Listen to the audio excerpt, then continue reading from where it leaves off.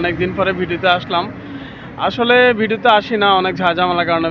Social মিডিয়াতে কাজ করলে অনেকে বিভিন্ন খারাপ মন্তব্য করে, গালাগালি ফালাফালি এগুলা করে, এগুলোর জন্য আসতে চাই না, বুঝছেন।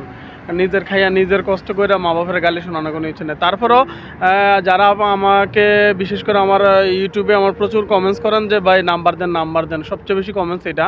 আর আমার যেগুলো ইউমো এবং হোয়াটসঅ্যাপে আমার প্রচুর মেসেজ, মানুষের ভিসা খুলবে কবে, অনেক ভাইরা আমাকে মেসেজ করতেছেন, বাট আমি কোনো রিপ্লাই দিই না আপনাদেরকে। বাট কয়েকজনকে রিপ্লাই দিই, অনেককেই দিতে পারি না, এই আর কি। যাই হোক, এখন আপনাদের জন্য সুখবর হলো 2025 সালে 1 জানুয়ারি থেকে এদেশের সকল কিছু শিথিল করতেছে বাংলাদেশি ন্যাশনালিটিদের জন্য।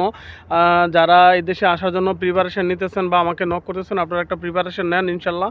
আশা করি যে 2025 সালে 1 জানুয়ারি থেকে সব কিছু শিথিল করবে দেশের গভর্নমেন্টস। কারণ সাধারণ ক্ষমা ঘোষণার যে বিষয়টা ছিল, সেটা গত 2 মাস ছিল এবং লাস্ট ডেট হলো এই যে ডিসেম্বরের 31 তারিখ পর্যন্ত।